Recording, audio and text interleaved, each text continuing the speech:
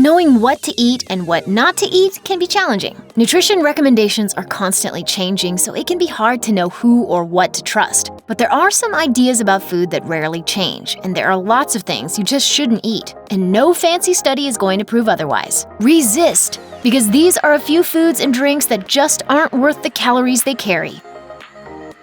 Soda. There's generally some kind of nutritional benefit in almost any food, but soda really has none. First, soda is high in calories, around 150 calories for a 12-ounce can, and when you drink a soda, you don't usually eat less to account for those calories consumed. Drinking 150 extra calories per day every day can result in around a 15-pound weight gain over the course of a year. Also, soda has almost no nutrients, no vitamins, and no minerals. It has a tiny amount of sodium and potassium, but not enough to be considered a good source of either. Soda is primarily sugar, which most of us get more than enough of already. When you drink liquid sugar, your blood glucose skyrockets, leading to an eventual sugar crash, leaving you feeling exhausted and hungry again. First off, pain is my co-pilot, so no problem then. And second off, we are Regular consumption of sweetened beverages also has been associated with obesity, diabetes, and heart disease. Soda is definitely not worth the calories. Blended coffee drinks. Fancy coffee drinks are fun, but though these drinks might taste delicious, remember you're basically ingesting a milkshake. Plain coffee has 0 calories and is high in a variety of antioxidants, but a caramel frappuccino just isn't worth the splurge. A venti frappuccino is approximately 500 calories. Depending on your caloric needs, that could be up to 1/3 of your daily calories in one drink. Not to mention, it packs around 85 grams of sugar, which is the equivalent of drinking more than 3 regular sodas. It also contains 50% of the amount of saturated fat you need for the day. Since these drinks contain milk, they do have some calcium, but you can get just as much calcium from other, healthier sources. I see you're drinking 1%. Is that because you think you're fat? Because you're not. You could be drinking whole if you wanted to. Candy bars. It seems like every time you're in line at the grocery store, they're trying to sell you some type of candy. By displaying it at the checkout, they're hoping you'll make an impulse purchase. But hold on. candy bars. Some bars do contain nuts, which are considered healthy sources of fat. And maybe you've also heard that chocolate is healthy because it's a good source of antioxidants. Here's the truth. Most candy bars on the shelf have very few actual nuts, and the chocolate in them is mostly fat and sugar, with very little health-promoting cacao. You're also looking at somewhere between 200 to 400 calories per bar. Most have around 20 grams of sugar, the equivalent of drinking a soda. You may even find that after you eat a candy bar, you still feel hungry because your body didn't get any of the vitamins or minerals it really needed. Chips.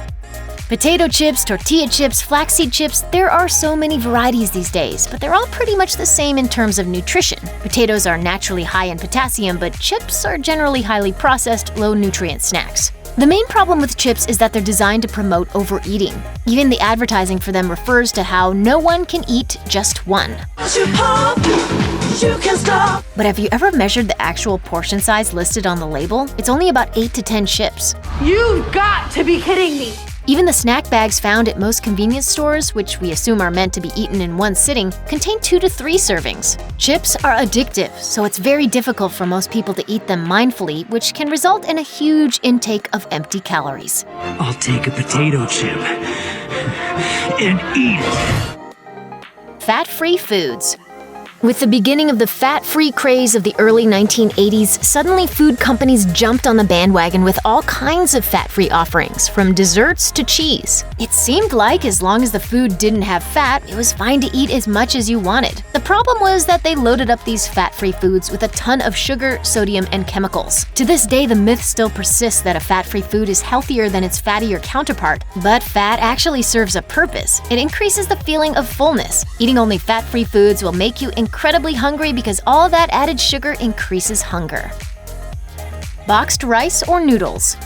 They may seem like a quick and convenient way to add a side dish to your meal, but boxed rice or noodles are less than ideal choices for calories and health. Many contain little fiber, which means you'll be hungry again shortly after eating. If you give in to that impulse, you could be taking in more calories than you realize. Plus, the sodium content in boxed rice and noodles is usually incredibly high, especially if it comes with one of those flavor packets. Some varieties have over half your daily sodium requirement in just one serving. Definitely not worth it. Pastries. The pastry case can look very tempting as you stand in line waiting for your coffee, but almost 100% of what is in there is incredibly high in calories, sugar, and fat. Like everything else on the list, these items will make you hungrier later on and provide almost zero nutrition. Okay. No cookies! Okay, no get upset. But we all have favorites, and favorite foods should be a part of your diet. No one can follow food rules 100% of the time, and to think you can is unrealistic. If you made the choice to eat a pastry on the way to work or chips and dip at a party, let go of the guilt and just move on. Make a better choice next time, or continue to enjoy that food because you simply love it.